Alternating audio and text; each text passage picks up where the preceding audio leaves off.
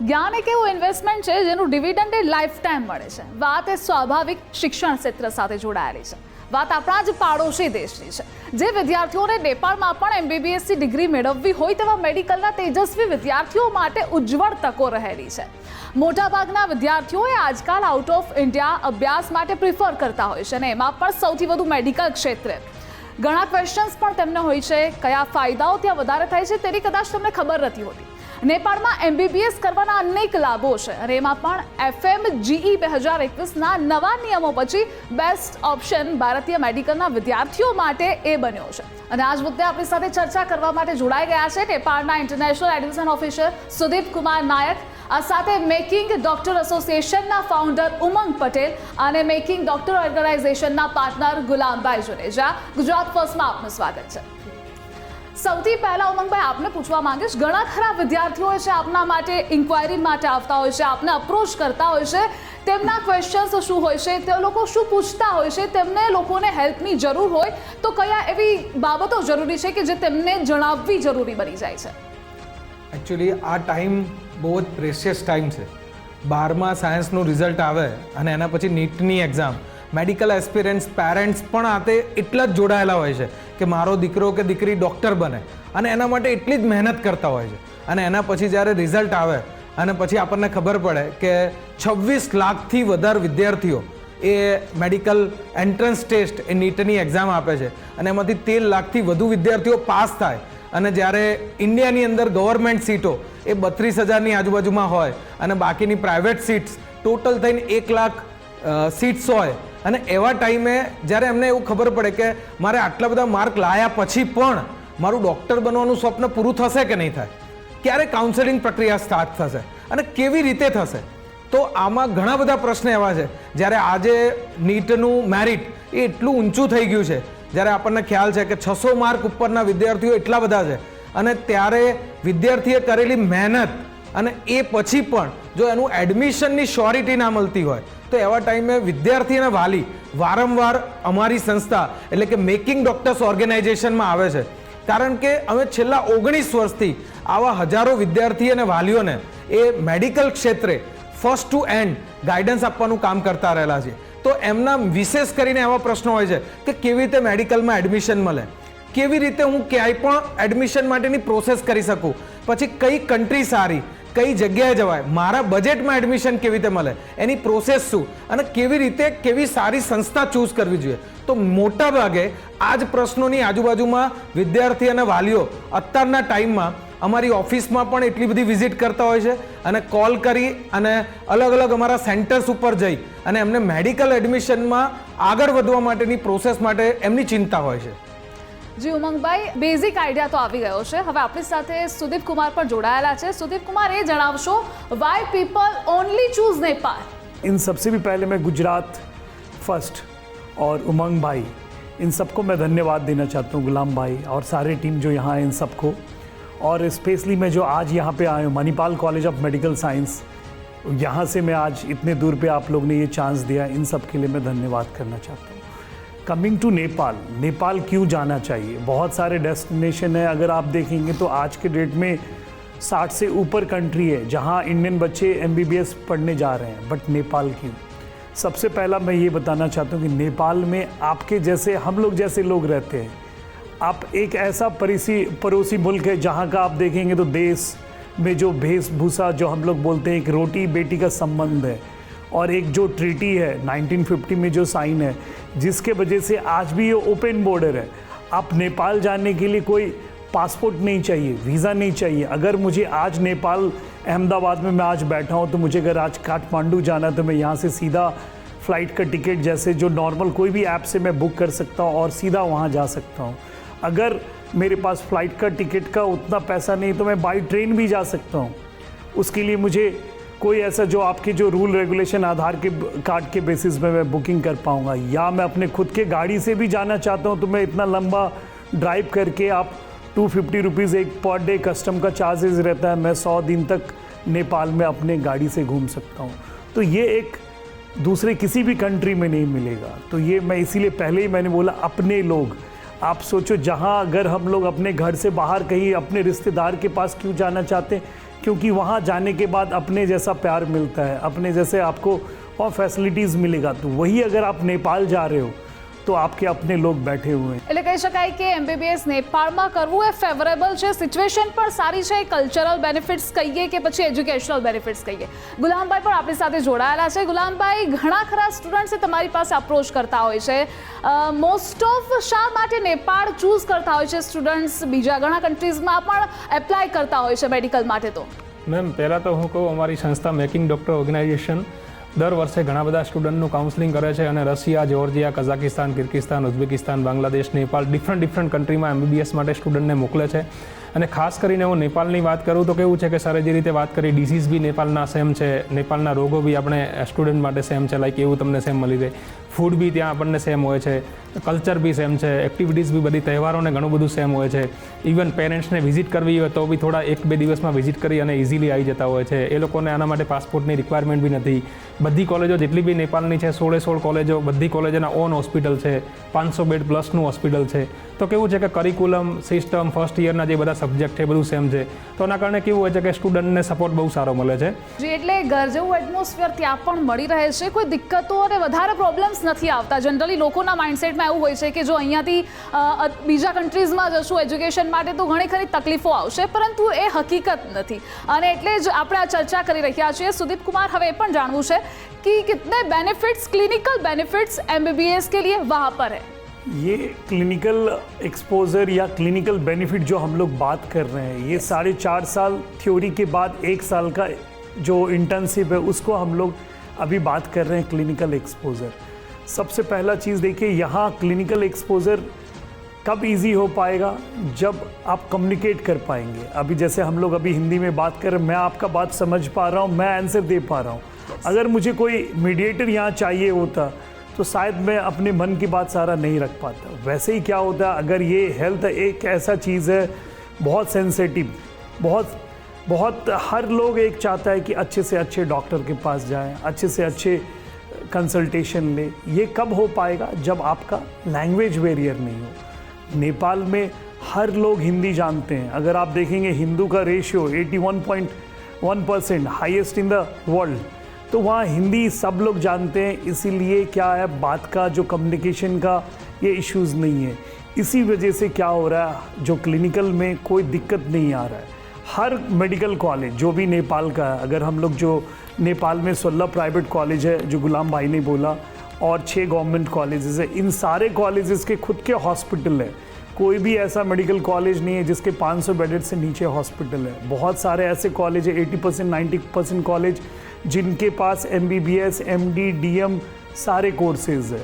और जितने भी जो मॉडर्न फैसिलिटी, जो मॉडर्न टेक्नोलॉजी होते हैं, सब आज के डेट में नेपाल के मैक्सिमम कॉलेजेस के पास है. और इसका एग्जाम्पल अगर आप देखेंगे USMLE, जो अमेरिका जाना चाहते हैं बच्चे, या प्लैब, ये सब चीज़ में देखेंगे तो नेपाल से जो बच्चे पढ़ रहे हैं उनका पासिंग रेशियो बहुत ही ज़्यादा हाई है. तो ये सबसे मैं बता सकता हूँ कि क्लिनिकल एक्सपोजर नेपाल में एक बच्चे को बहुत अच्छा मिलेगा. એટલે ક્લિનિકલ બેનિફિટ્સ તો ઘણા છે. ઉમંગભાઈ પણ આપણી સાથે જોડાયેલા છે. ઉમંગભાઈ, ઘણા ખરા વિદ્યાર્થીઓ આપણી પાસે આવતા હોય છે. કેવી ટ્રેનિંગ તમે તે તમામ વિદ્યાર્થીઓને પૂરી પાડો છો? કારણ કે અલગ અલગ કન્ટ્રીઝના વિદ્યાર્થીઓ તો આપણી પાસે અપ્રોચ કરે છે. સૌથી ઇમ્પોર્ટન્ટ એ જ છે કે આજે ઘણા બધા લોકો જે એડમિશન માટે ઘણી બધી જગ્યાએ ફરતા હોય છે, પણ આજે મેકિંગ ડૉક્ટર્સ ઓર્ગેનાઇઝેશનમાં જોડાવા પાછળનું કારણ શું છે? કારણ કે ત્યાં જ તમને 100% ટ્રસ્ટેબલ, સાચું અને સચોટ માર્ગદર્શન મળે છે. કઈ કન્ટ્રીમાં કેવી રીતે જવું જોઈએ આની બધી જ માહિતી આપીએ છીએ. વિશેષ કરીને જેમ ગુલામભાઈએ કીધું કે pre medical orientation training programme, આ એક એવો અદમ્ય પ્રોગ્રામ છે કે જેના થ્રુ વિદ્યાર્થી અને મા બાપ આ બંનેનો વિદેશમાં અભ્યાસ કરવા માટે, મેડિકલ માટે જ્યારે જાય છે એની પહેલાં એમનો કોન્ફિડન્સ બિલ્ડઅપ થાય છે કે એને અહીંયાથી બેઝિકલી એ પ્રિપેર થઈને જાય છે. ત્રીજી સૌથી મોટી વસ્તુ છે કે દરેક જગ્યાએ, દરેક ઇન્સ્ટિટ્યૂટ, અમારું જે આટલું મોટું ઇન્સ્ટિટ્યૂટ છે, આ ઓર્ગેનાઇઝેશન છે અને એના થ્રુ ઘણી બધી સર્વિસીસ કે જેવી રીતે એના એડમિશન વખતે ગવર્મેન્ટની ઘણી બધી લોન યોજના છે, જેમ કે ગુજરાત સરકારની આપણા વિદ્યાર્થીઓ માટે, મેડિકલ માટે જવા ઈચ્છુક વિદ્યાર્થીઓ માટે કલ્યાણકારી યોજના, એટલે કે 15 લાખ રૂપિયા ગુજરાત ગવર્મેન્ટ એક ફક્ત ને ફક્ત 4% વ્યાજે આપે છે અને એ પણ એ ડૉક્ટર બની ગયા પછી એને ભરવાના છે. એટલે આવી ઘણી બધી સ્કોલરશિપ યોજનાઓ છે. કે જેનો લાભ વિદ્યાર્થીઓને મળી શકે છે, એના માટેની એપ્લિકેશન કરી આપીએ છીએ. એવી જ રીતે ડોક્યુમેન્ટેશન પ્રોસેસ, એપ્લિકેશન પ્રોસેસ, આ બધાનું ગાઈડન્સ મળે છે. સાથે સાથે જે પણ વિદ્યાર્થી છે એ અહીંયાથી જાય છે તો એને ગ્રુપમાં અમે મોકલીએ છીએ. એક સાથે એમના પેરેન્ટ્સ ઘણીવાર આવતા હોય છે, ઘણીવાર એ વિદ્યાર્થી એકલા જતા હોય તો એની જોડે અમારા કોઓર્ડિનેટર જાય છે કે જેથી કરીને વિદ્યાર્થીને ત્યાં આગળ જઈ અને સપોર્ટ સિસ્ટમમાં પ્રોબ્લેમ ના આવે. ત્યાં આગળ પહોંચ્યા પછી પણ સિમ કાર્ડની વ્યવસ્થા હોય, બેંક એકાઉન્ટ ઓપન કરવાનું હોય, રજિસ્ટ્રેશન કરવાનું હોય, કોલેજ રજિસ્ટ્રેશન હોય, હોસ્ટેલની વ્યવસ્થા, ખાવાની વ્યવસ્થા, આ બધી જ વ્યવસ્થાઓની તૈયારી અને આ બધી જ વ્યવસ્થાની જવાબદારી એ અમારી સંસ્થા લે છે. અને એટલા જ માટે વિદ્યાર્થી અને વાલી હર હંમેશ એડમિશન જ્યારે કરાવવાનું થાય કાં તો એ વખતે કંઈક ઇન્ક્વાયરી કરવાની થાય તો એમની પહેલી ચોઈસ મેકિંગ ડોક્ટર્સ ઓર્ગેનાઇઝેશન છે. ઓકે, એટલે જો જેટલા પણ વિદ્યાર્થીઓ છે તે હજુ પણ કન્ફ્યુઝ હોય અથવા તો સર્ચ કરતા હોય એક બેસ્ટ ઓર્ગેનાઇઝેશનની, તો તમે ઉમંગ બાયરુચ એસોસિએશન છે તમે સંપર્ક કરી શકો છો. સુદીપભાઈ, હવે એ પણ જાણવું છે કે નેપાળની જેટલી પણ હોસ્પિટલો છે, मेडिकल कॉलेज है, ત્યાં एजुकेशनल क्वालिटीज़ केवी हुई है? जो क्वालिटी ऑफ एजुकेशन की अगर हम लोग बात करें नेपाल में, सबसे ज़्यादा क्या एक बच्चे एक डॉक्टर बनने के लिए, जैसे हम लोग ने बात किया क्लिनिकल एक्सपोजर, क्या वो क्लिनिकल एक्सपोजर है या नहीं है, that is a very important. उससे पता चलता क्वालिटी है या नहीं है. दूसरा चीज़ अगर हम लोग बात करें जो ट्रेड नेम ऑफ मेडिसिन, जैसे जो trade off name of medicine अगर आपके यहाँ पे इंडिया में वही मेडिसिन आपको उसी नाम में नेपाल में मिलेगा. तो ये सब सारे चीज़ इम्पॉर्टेंट अगर आप देखते हो तो एक मैटर करता है एक किसी भी अच्छे क्वालिटी मेडिकल एजुकेशन के लिए. और अगर हम लोग बात करें क्वालिटी एजुकेशन ऑफ नेपाल का, हर मेडिकल कॉलेज सारे लेटेस्ट इक्विपमेंट के साथ ये चीज़ है. आप देखेंगे तो इक्विप्ड है. जो फैकल्टीज़ है हर कॉलेज में, अगर आप फैकल्टी देखेंगे तो MBBS, MD, DM सारे कोर्स होने के वजह से आपको एक्सपीरियंस पुराने फैकल्टीज़ मिलेगा. और ये सबसे बड़ी बात क्या है, नेपाल के किसी भी मेडिकल कॉलेज में 100 से ज़्यादा सीट नहीं है. अगर मैं बात करूँ, अभी हम लोग जैसे Manipal college of medical science के बारे में बात कर रहे हैं, यहाँ पे सिर्फ 100 इनटेक है पूरे साल में. उस 100 में भी देखेंगे तो 50 सिर्फ फॉरेनर बच्चे और 50 नेपाली बच्चे हैं. तो ये आप समझ सकते हो. और ये जो कॉलेज का एरिया अगर आप देख रहे हैं 300-400 एकड़ के आसपास है. सारे जो इंफ्रास्ट्रक्चर या लैब या इक्विपमेंट्स जितने भी एक आज के डेट में एक मेडिकल जो कॉर्पोरेट स्टैंडर्ड में जो चाहिए सारा चीज़ मणिपाल के पास है. या किसी भी मेडिकल कॉलेज में देखेंगे अधिकांश के पास ये सारा इक्विपमेंट है.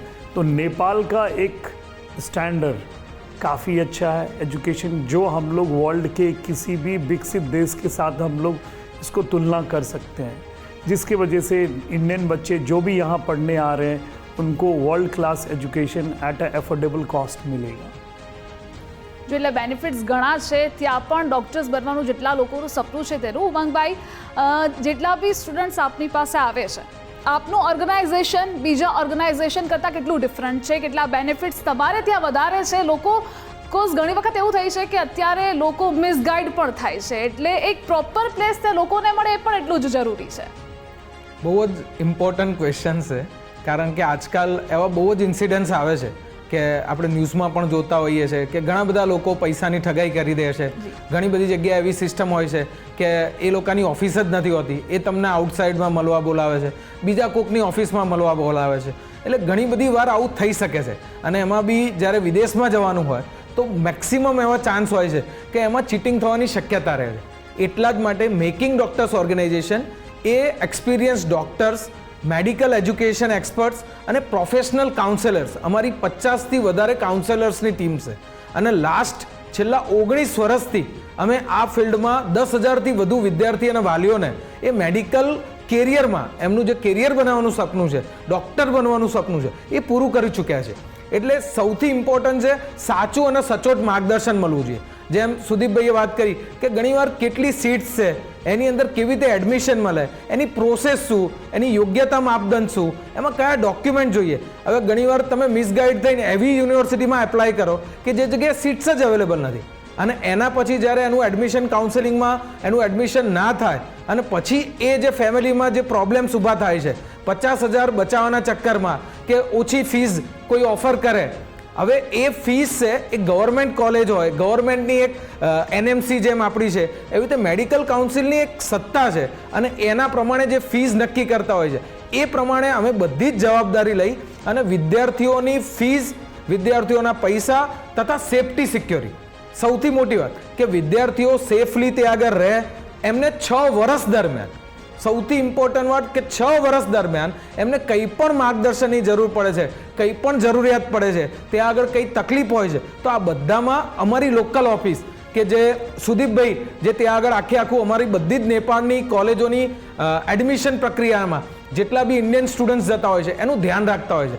એમની આખી એક ટીમ છે, દરેક કોલેજની અંદર એક સેન્ટર ઊભું કરેલું છે કે જેમાં ઇન્ડિયન સ્ટુડન્ટ્સને હેલ્પ મળી રહે, એની નાનકડી જે બી રિક્વાયરમેન્ટ હોય એ પૂરી થાય એનું ધ્યાન રાખતા હોઈએ છીએ. એટલે આમ જોવા જઈએ તો એક ઓર્ગેનાઇઝેશન થ્રુ જો તમે એડમિશન કરશો તો તમને એન્ડ સુધી, જ્યાં સુધી તમે ડૉક્ટર નહીં બનો ત્યાં સુધીનો સપોર્ટ, તેમજ પીજી માટેનો પણ સપોર્ટ, પીજીનું ગાઈડન્સ સપોર્ટ, યુએસએમએલઈ, પ્લેબ, એમઆરસીપી, ઘણી બધી એવી એક્ઝામ્સ છે કે જેમાં છોકરાઓ જઈને એનું ભવિષ્ય બનાવી શકે છે. તો આ બધી જ એક્ઝામનું ગાઈડન્સ તેમજ નેક્સ્ટ જે નેશનલ એક્ઝિટ ટેસ્ટ જે ઇન્ડિયન ગવર્મેન્ટે ડિક્લેર કરેલી છે એનું પણ કોચિંગ થ્રુઆઉટ 6 યર્સ અમે લોકો પ્રોવાઈડ કરતા હોઈએ છીએ. ઓકે, એટલે જો તમારે નેપાળ જવું છે અથવા તો કોઈ બી કન્ટ્રીઝમાં તમારું સપનું છે ડૉક્ટર બનવાનું, તો તમે બેસ્ટ ઓપ્શન તમારી પાસે છે મેકિંગ ડૉક્ટર્સ ઓર્ગેનાઇઝેશન કે જેનો સંપર્ક કરી શકો છો. ઉજ્જવળ તકો તમને અહીંયાથી મળી શકશે અને આ જ તમારું પહેલું સ્ટેપ હશે ત્યાં જવા માટેનું, તમારું સપનું પૂરું કરવા માટેનું. और सुदीप कुमार, अब सीट्स की बात करें, कितनी सीट्स अवेलेबल है वहाँ पे? टोटल अगर हम लोग नेपाल की बात करें तो जो पूरे नेपाल में 22 मेडिकल कॉलेज है, उस 22 मेडिकल कॉलेज की हम लोग बात करें तो 1900 के आसपास ये टोटल सीट है, ये जिसमें इंडियन और नेपाली दोनों बच्चे के लिए है. उस 1900 में 562 सीट्स फॉरेनर के लिए है. सिर्फ इंडिया से नहीं, श्रीलंका, मालदीव्स, इन सब जगह से भी बहुत सारे फॉरेनर नेपाल मेडिकल पढ़ने आते हैं. तो ये 562 सीट टोटल ये फॉरेनर्स के लिए अलग से अलॉकेटेड किया है.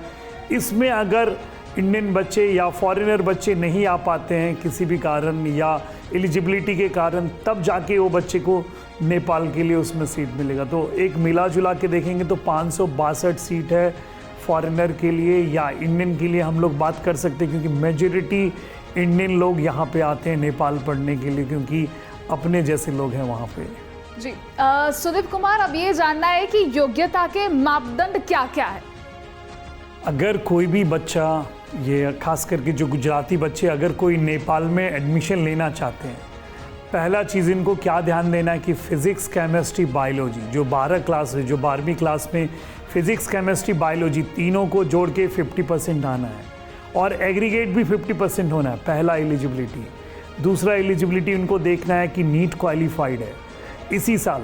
अभी तक क्या ऐसा कोई रूल नहीं है नेपाल में कि प्रीवियस ईयर का नीट का वैलिडिटी होगा, हो सकता है अगर कल मॉडिफाई हो जाए तो अलग बात है, बट आज के करंट एलिजिबिलिटी के हिसाब से पहला फिज़िक्स, केमिस्ट्री, बायोलॉजी 50% होना है और एग्रीगेट भी 50% होना है. दूसरा नीट जो अगर आप देख रहे हैं इंडिया का जो एग्ज़ाम है, क्वालिफाइंग एग्ज़ाम 720, उसमें 164 जो 50% है वो मार्क्स होना है.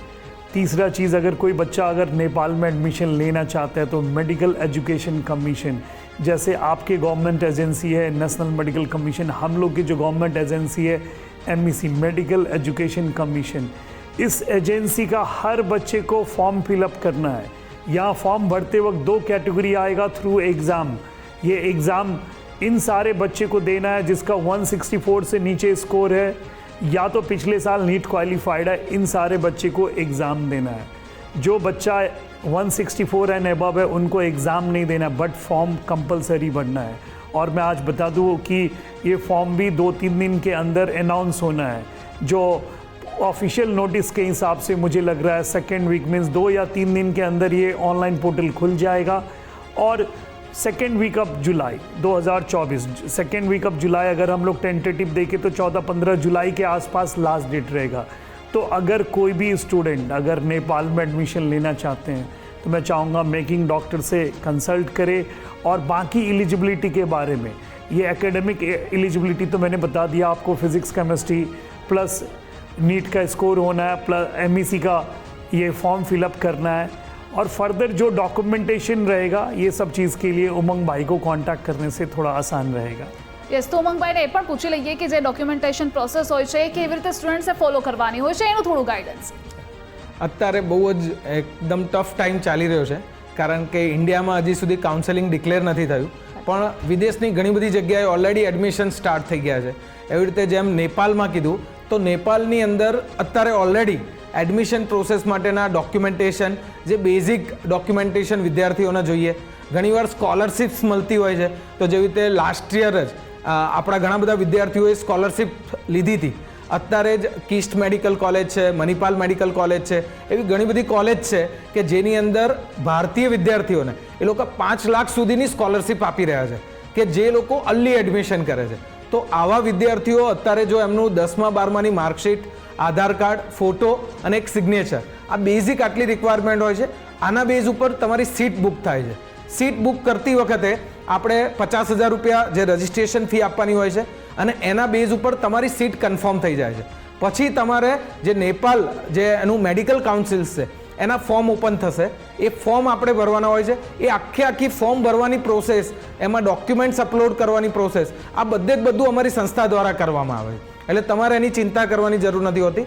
અને એના પછી આપણે નેપાળમાં ત્યાં આગળ જ્યારે કાઉન્સેલિંગ પ્રક્રિયા ચાલે છે એ વખતે અહીંયાથી વિદ્યાર્થીઓ જોડે અમે જાતે જઈએ છીએ, અને એ લોકોની કાઉન્સેલિંગ પ્રક્રિયા થ્રુ એમને ત્યાંની ગવર્મેન્ટ તથા પ્રાઇવેટ યુનિવર્સિટીમાં જે આપણે ડિસાઇડ કરેલી છે એ યુનિવર્સિટીની અંદર એડમિશન કરી આપીએ છીએ. જો એટલે મેકિંગ ડોક્ટર ઓર્ગેનાઇઝેશન છે બેસ્ટ ઓપ્શન દરેક વિદ્યાર્થીઓ માટે છે. सुदीप कुमार, सिक्योरिटी भी इतनी इम्पोर्टेंट है, स्टूडेंट्स कितने सिक्योर वहाँ पर है?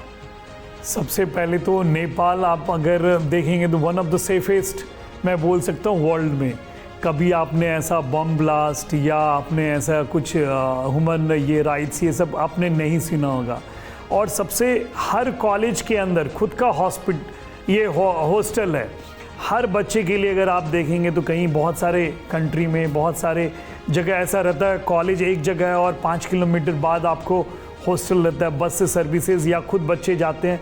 तो नेपाल के हर मेडिकल कॉलेज के अंदर खुद का हॉस्टल है. उसमें भी हॉस्टल में देखेंगे बॉयज़ का अलग, गर्ल्स का अलग, दोनों के लिए अलग से गार्ड है. ये ऐसा नहीं कि इंडियन बच्चे के लिए, मैं पहले भी बता दूं कि हर कॉलेज में सिर्फ 100 सीट है और एक 30% to 50% फॉरेनर के लिए और बाकी नेपाली के लिए. तो नेपाली पेरेंट्स भी उतना ही कंसेस है. तो इसलिए सिक्योरिटी के हिसाब से अगर मैं बात करूं तो एक तो कंट्री पहले ही सेफ़ है. कोई आप देखो बहुत सारे इंडियंस वहाँ पे रहते हैं, बहुत सारे इंडियन वहाँ पे बिज़नेस कर रहे हैं, बहुत सारे जैसे अभी हम लोग बात करें ये मणिपाल कॉलेज, इन्होंने इंडियन द्वारा ही ये खोला गया कॉलेज था. इसके बाद अगर आप देखेंगे तो बहुत सारे ऐसे चीज़ है, बिजनेस हाउस या हम लोग देखें बहुत जो जॉब होल्डर्स है, बहुत सारे इंडियन वहाँ पे सेटल है. तो एक one of the safest country है. अगर हम लोग कॉलेज की बात करें तो और ज़्यादा सेफ़ है, क्योंकि हॉस्टल अगर आप देखेंगे तो कॉलेज प्रीमिसेस में ये बहुत एडेड एडवांटेज है. तीसरा एडवांटेज क्या है आपको, तो बॉयज़ और गर्ल्स दोनों सेपरेट है. तो one of the safest place मुझे लगता है नेपाल. खास करके अगर मैं गुजराती बच्चे के लिए बात करूं, मैंने देखा है बच्चे जो भी आए हैं नेपाल, पेरेंट्स एक स्पून फीडिंग होते हैं वहाँ पे. या क्या होता है ज़्यादा पैम्पर्ड रहते हैं कि बच्चे का सेफ्टी है कि नहीं, सिक्योरिटी है कि नहीं, खाना अपने जैसे मिलेगा नहीं मिलेगा. तो ये सारा चीज़ आपको देखेंगे तो नेपाल में ही मिलेगा. बहुत सारे मुझे लगते हैं इंडिया के स्टेट में भी उस लेवल का फैसिलिटी नहीं होगा जो गुजराती बच्चे के लिए नेपाल में वो चीज़ मिल पाएगा. इसीलिए अगर पेरेंट्स चाहेंगे तो खुद भी यहाँ आके देख सकते हैं कैसे लोग रह रहे हैं, बच्चे कैसे यहाँ पे है, हॉस्टल का साइज़ क्या है, क्या रूम है, अटैच बाथरूम है, नॉन अटैच बाथरूम है. जैसे उमंग भाई ने बोला आपका वेजिटेरियन नॉन वेजिटेरियन मेस है. खाने में कैसी कैसी फैसिलिटीज़ वहाँ पे मिलती है, शेल्टर के लिए कैसा है वहाँ पे, और साथ ही साथ ट्रांसपोर्टेशन बेनिफिट्स. जैसे खाने की बात हम लोग बात करें तो आप सोचो एक बच्चे के लिए बिना ऑनियन और गार्लिक, बिना प्याज लहसुन का खाना बनाना, वो भी अपने से देश से बाहर.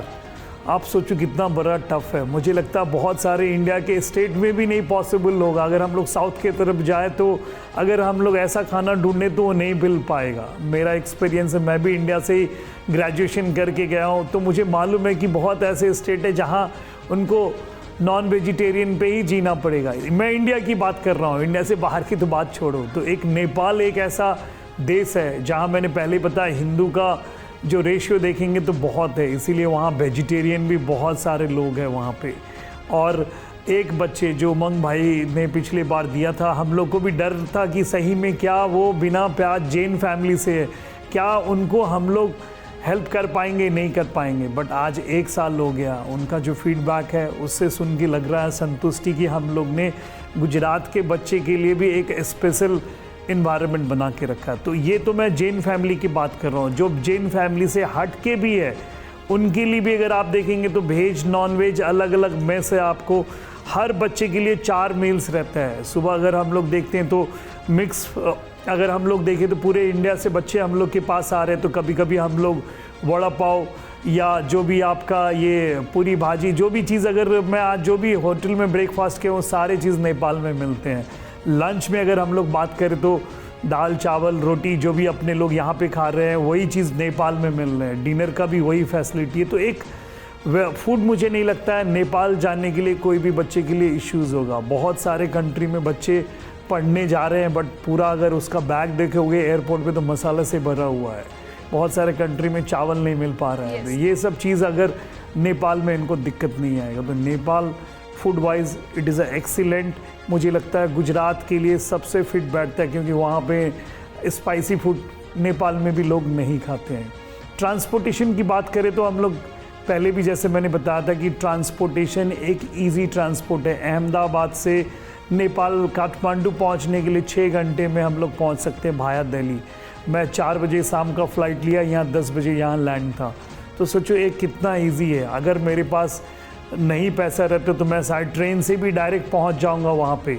अगर मुझे लंबा टूर जाना है तो मैं नियरेस्ट वहाँ से अपना खुद का इंडिया से गाड़ी लेके भी जा सकता हूँ। So transportation is a very easy for Nepal, किसी भी इंडियन बच्चे के लिए। और नेपाल से भी इंडिया आने के लिए बहुत ही ईजी है। कोई कहीं से उनको अलग से अप्रूवल वीज़ा अप्लाई नहीं करना है। जी એટલે અમારી સાથે જોડાવા બદલ ઉમંગભાઈ, સુદીપ કુમાર और ગુલામભાઈ આપનો આભાર।